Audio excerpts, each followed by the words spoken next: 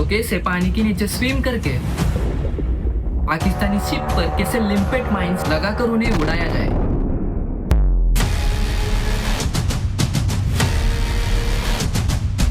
अगर पाकिस्तान को असली लोकेशन का पता चल गया तो आईएनएस विक्रांत खतरे में पड़ सकता है। पाकिस्तान के स्पाइस हर मूवमेंट पर नजर रख रहे थे।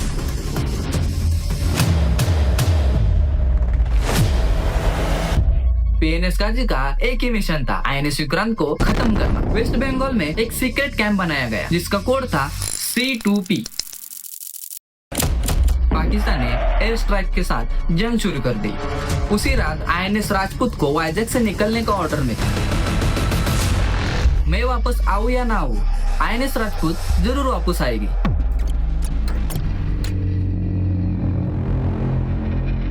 उन्नीस का साल साउथ एशिया के लिए एक टर्निंग पॉइंट था। एक तरफ बॉर्डर्स पर टेंशन थी और दूसरी तरफ समुद्र के नीचे एक खामोश शिकारी घूम रहा था, पीएनएस गाजी। पाकिस्तान को पूरा यकीन था कि अगर उन्होंने इंडिया के एयरक्राफ्ट कैरियर्स आईएनएस विक्रांत को डुबो दिया तो जंग शुरू होने से पहले ही इंडिया की कमर टूट जाएगी। लेकिन ये सिर्फ एक टॉर्पेडो की कहानी नहीं है, ये कहानी है एक इंटेलिजेंस चेस मैच की, जहाँ एक पुरानी शिप, कुछ किलो सब्जियां और एक सीक्रेट कोड ने पूरी बाजी पलट दी। आज बात करेंगे उस मिशन की जिसे हम दी गाजी अटैक के नाम से जानते हैं।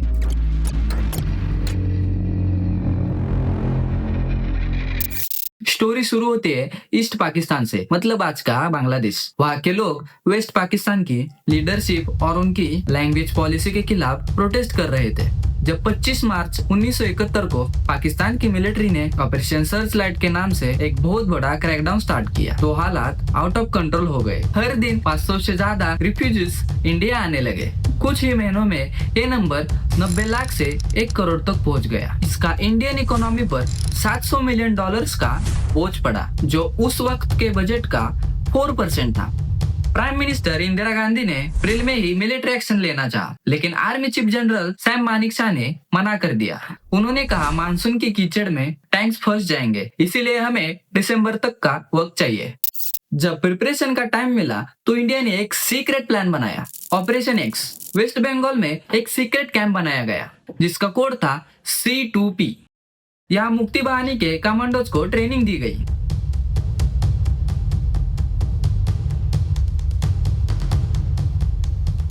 तो कैसे पानी के नीचे स्विम करके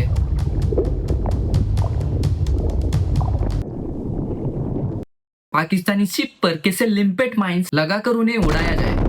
इस बीच इंडियन नेवल इंटेलिजेंस के मेजर धर्मदेव दत्ता एक बहुत बड़े सीक्रेट पर काम कर रहे थे। उन्होंने देखा कि कराची और ढाका के बीच वायरलेस कम्युनिकेशन सडनली बढ़ गया है। एक मैसेज में चितगांव से एक स्पेशल ग्रेड लुब्रिकेंट ऑयल की रिक्वेस्ट की गई थी जो सिर्फ सबमरीन्स में यूज होता है। इंडिया समझ गया पाकिस्तान की सबसे ताकतवर सबमरीन पीएनएस गाजी निकल चुकी है। पीएनएस गाजी का एक ही मिशन था, आईएनएस विक्रांत को खत्म करना। वॉइस एडमायरल एन कृष्णन ने एक मास्टर प्लान बनाया। उन्होंने विक्रांत को एक सीक्रेट लोकेशन पोर्ट एक्स-रे भेज दिया जहां पानी इतना साफ था कि सबमरीन्स को इजीली ट्रैक किया जा सके। लेकिन पाकिस्तान को कंफ्यूज करना जरूरी था। इंडियन नेवी जानती थी कि अगर पाकिस्तान को असली लोकेशन का पता चल गया तो आईएनएस विक्रांत खतरे में पड़ सकता है। इसीलिए शुरू हुआ एक brilliant deception operation, the vegetable rush. Vizag port पर अचानक कुछ अजीब होने लगा। हर दिन टन्स के हिसाब से मीट, वेजिटेबल्स और रेशन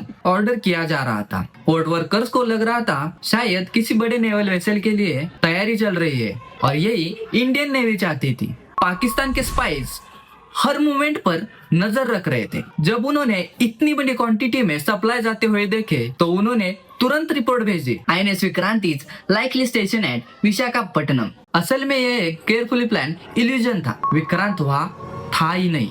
अब अगला कदम और भी ज्यादा डेंजरस था। एक पुरानी डिस्ट्रॉयर शिप आईएनएस राजपूत, इस शिप को विक्रांत का बॉडी डबल बनाया गया। मिशन सिंपल था, दुश्मन को यकीन दिलाना कि वही विक्रांत है, लेकिन इस मिशन का रिस्क बहुत बड़ा था। अगर पाकिस्तानी सबमरीन ने अटैक किया तो सबसे पहले राजपूत ही निशाना बनती।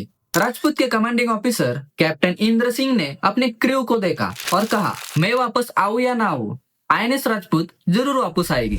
ये सिर्फ एक ऑर्डर नहीं था, ये एक सैक्रिफाइस की तैयारी थी। अब शुरू हुआ रिसेप्शन का सबसे इम्पोर्टेंट हिस्सा। रेडियो ऑपरेटर्स ने जानबूझकर ऐसे मैसेजेस ट्रांसमिट करने शुरू कर दिए जैसे वो आईएनएस विक्रांत से भेजे जा रहे हो। Fake operational updates, fake logistic reports, fake crew communication और सबसे जरूरी विक्रांत के original call signals. Pakistani intelligence इन सिग्नल्स को इंटरसेप्ट कर रही थी। हर मैसेज उनके शक को और कम कर रहा था। उन्हें लगने लगा कि उनका टारगेट बिल्कुल वही है जहां वो समझ रहे हैं, लेकिन असल में हर सिग्नल, हर ट्रांसमिशन और हर एक रेडियो मैसेज केयरफुली क्राफ्टेड झूठ था।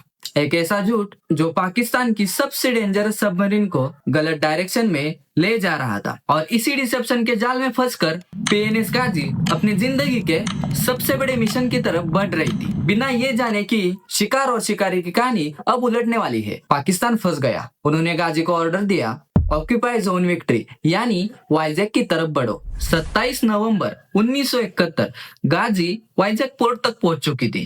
पोर्ट की गहराई कम थी, इसलिए गाजी ज्यादा अंदर नहीं जा सकती थी। कैप्टन जफर मोहम्मद खान ने फैसला किया कि वो पोर्ट के एंट्रेंस पर अंडर वाटर माइंस बिछा देंगे ताकि जब विक्रांत बाहर निकले तो उड़ जाए। लेकिन इस प्रोसेस में एक मिसकैलकुलेशन हुई। एक दिन एक आईएनएस मगर जो एक रिपेयर शिप था वो वहां से गुजर रही थी, तो गाजी ने उससे बचने के लिए सडन डाइव मारी और वो समुद्र के फ्लोर से टकरा गई, जिससे उसकी टॉर्पेडो ट्यूब्स हिल गई। 3 दिसंबर को पाकिस्तान ने एयर स्ट्राइक के साथ जंग शुरू कर दी। This unprecedented coordination between the Indian Army, Navy, and Air Force resulted in one of the most decisive military victories in modern history, including in the surrender of over 93,000 Pakistani personnel in just 13 days. उसी रात INS Rajput को वाइजैक से निकलने का order मिला। जैसे ही Rajput channel से बाहर निकला, उनके सोनार ने एक डिस्टर्बेंस डिटेक्ट किया। कैप्टन इंद्र सिंह ने बिना वक्त गवाए 2 डेप्थ चार्जेस ड्रॉप कर दिए। एक भयानक धमाका हुआ जिससे वाइजैक के घरों के शीशे तक टूट गए। पीएनएस गाजी अपने टॉर्पेडोज और माइन से फटने से समुद्र में ढेर हो गए। अगली सुबह मछुआरों को पानी पर यूएसएस डायब्लो मतलब गाजी का पुराना नाम लिखित लाइफ जैकेट्स मिली। इंडियन डाइवर्स ने जब चेक किया तो उन्हें एक क्लॉक मिली जो 12:15 पर रुकी हुई थी, the exact moment of the attack. Ghazi के खत्म होते ही आईएनएस विक्रांत ने बंगाल की खाड़ी में पूरा नेवल ब्लॉकेड लगा दिया। रिजल्ट था पाकिस्तान की सप्लाई लाइंस टूट गई और 93,000 सोल्जर्स ने सरेंडर कर दिया। एक नया देश बना, बांग्लादेश। ये थी पीएनएस गाजी की कहानी, जहां टेक्नोलॉजी से ज्यादा इंडियन नेवी की स्ट्रेटजी और दिलेरी की जीत हुई। अगर ये डॉक्यूमेंट्री आपको पसंद आई हो तो वीडियो को लाइक करो और ऐसी डॉक्यूमेंट्रीज के लिए जेनजी इनसाइट्स को सब्सक्राइब करो।